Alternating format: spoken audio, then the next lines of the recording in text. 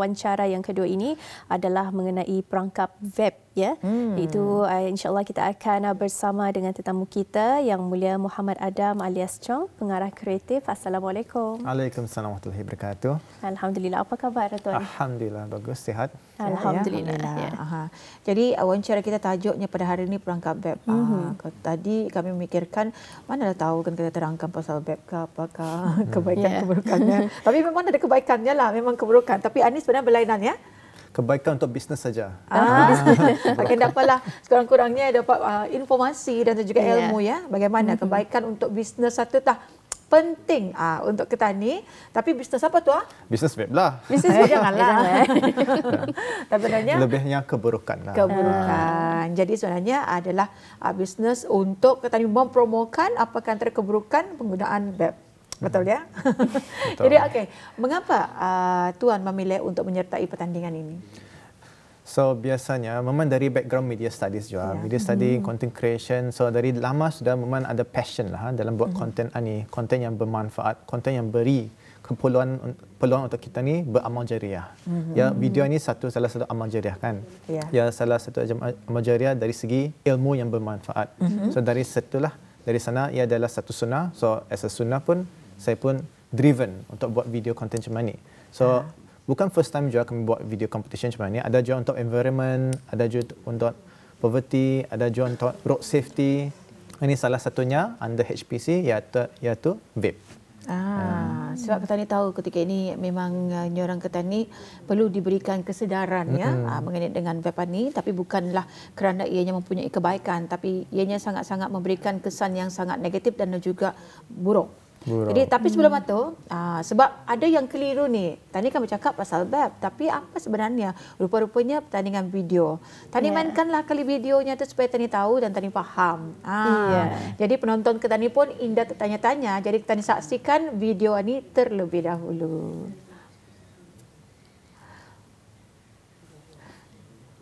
Okey.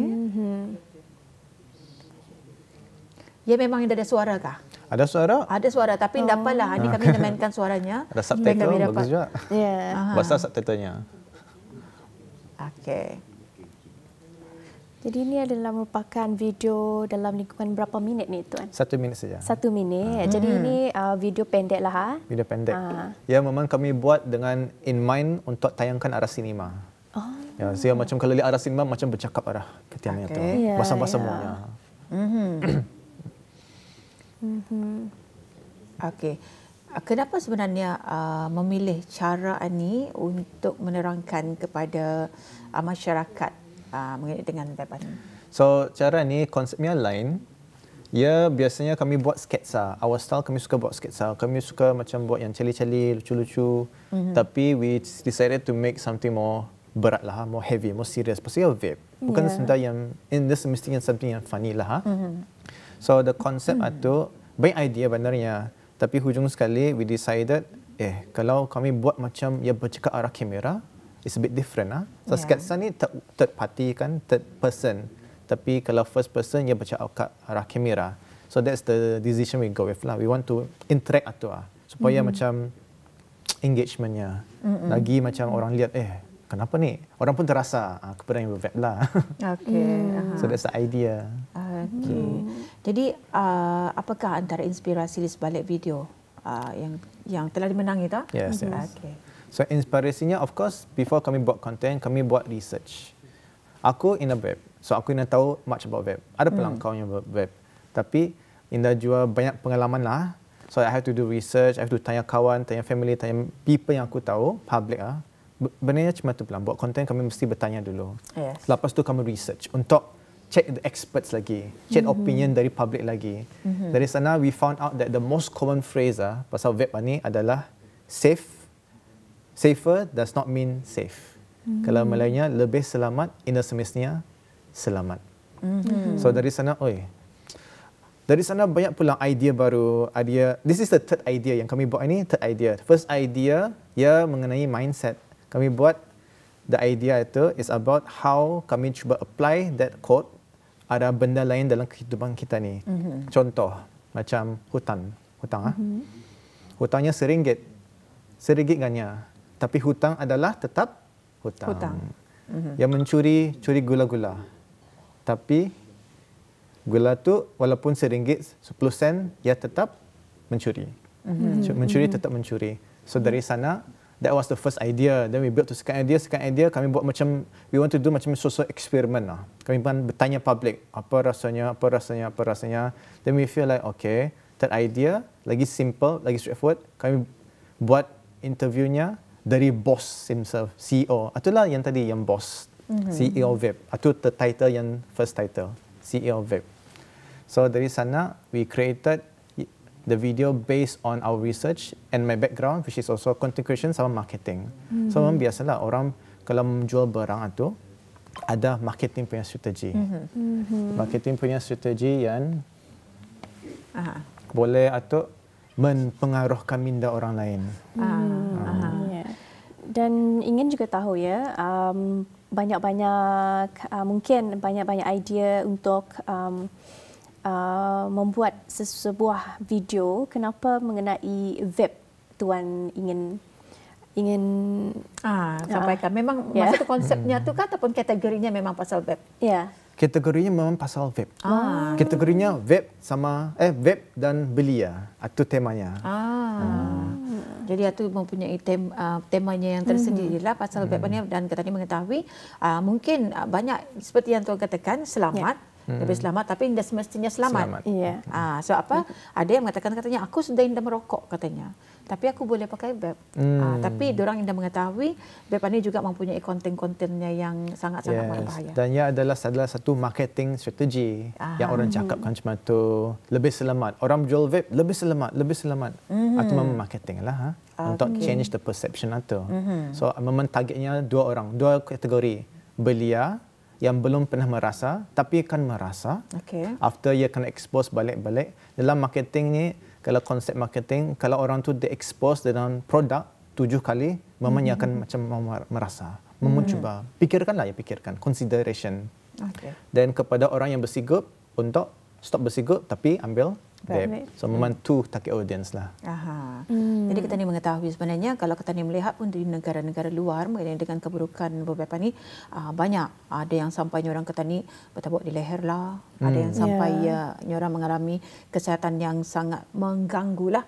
Orang sampai ada yang kritikal dan sebagainya. Tapi kadang-kadang bila melihat berita-berita dan gambar-gambar daripada luar negara ni, ada yang masih tidak mempunyai kesedarannya untuk berhenti daripada beberapa ni dan juga mengambil penggunaan vape ni. Jadi dengan adanya video tu, tentunya video tu mempunyai cabaran yang tersendiri kali.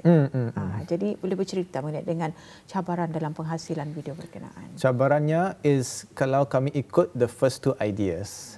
Pasal cabarannya number one selalunya masa untuk eksekukan. Because video yang bisa ni semestinya sehari siap.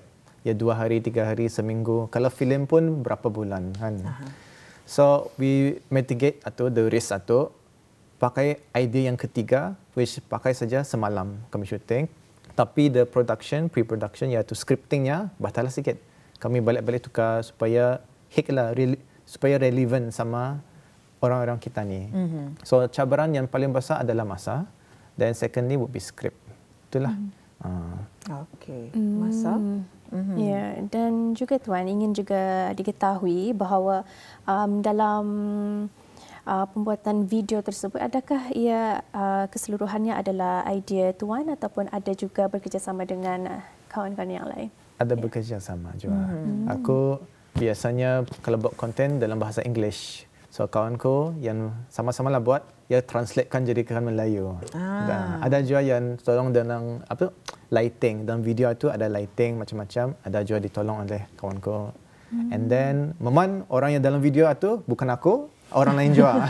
Siapakah dia? Siapakah dia? Itu dia. Okey, yang kita ni lihat video berkenaan macam kita ni macam orang tu berada di panggung wayang. Adakah membuat itu di panggung wayang? Indah. Bukan atau di rumah saja. Buat macam studio sikit lah. Buat macam studio saja. Bagi lighting lawa macam studio dia.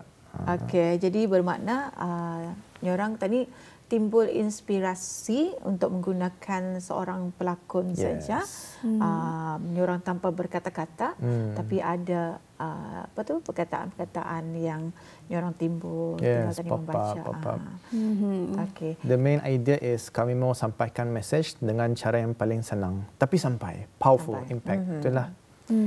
Itulah ya, ada penonton kadang-kadang bila kita ni mendengar dan juga melihat sendiri adanya video-video pendek ni ataupun promo-promo iklan-iklan, sebenarnya banyak membantu kita ni. Misal kata kalau kita masih ingat iklan dulu-dulu, air biarkannya suak-suak. Pernah mendengar? Kalau ada mesti pernah mendengar tak? Ya macam mana? Kalau Melayu kita pulang. Atau iklan lama-lama. Tapi iklan itu sangat orang kata ni memberi kesan sebab pembaziran air itu antara pelakon lama lah yang orang dulu-dulu membuat, katanya air biarkannya suak-suak. Jadi itu sudah antara yang berkesan. Jadi dalam video ini masa yang diberikan berapa durasinya tu? Seminit. Seminit saja. Satu tadi ada mengatakan untuk seminit itu memenuhi pemahaman masyarakat bukan senang. Bukan senang. Sebab research tu banyak. Banyak konten boleh masukkan, tapi apa yang bisa kami mesti tapiskanlah. Ambil yang paling relevant untuk Brunei. So when I finish the video pun memang panjang. So mesti pendekkan lagi sampai seminit.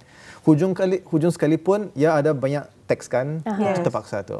Pasal HPC minta simpankan CTA-nya, call to action, which is kepada yang siapa akan meninggalkan Sigub atau vape, boleh ke HPC punya Smoking Cessation Center, klinik.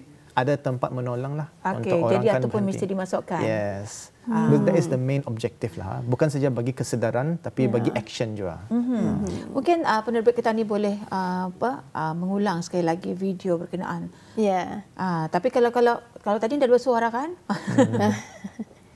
Memang ada suara, tapi tidak apalah, katanya akan baca lagi apakah antara peringatan dan juga nasihat dan juga message yang diberikan dalam video berkenaan. Jadi kita ni saksikan sedikit masa saya lagi. Soal ini adalah sangat penting untuk kita ni untuk meningkatkan kesedaran kita. Okey. Jadiannya. Dan tajuknya apa tu? 3 rahsia tentang industri vape. 3 rahsia tentang industri vape. Itu yang short form dia lah. Tapi kalau panjangnya 3 rahsia kemajuan industri vape. Macam itulah. Itu dia merupakan tajuk bagi video tersebut ya. Yes, itu tajuk panjang. Tajuk pendek perangkap vape. Perangkap vape. Saya sedang membaca, menikmati membaca bukan di sana. Okey. Itu. Betul. Bila kita ni lihat kan ketika ini vape itu bermacam-macam. Dia mempunyai style yang tersendiri.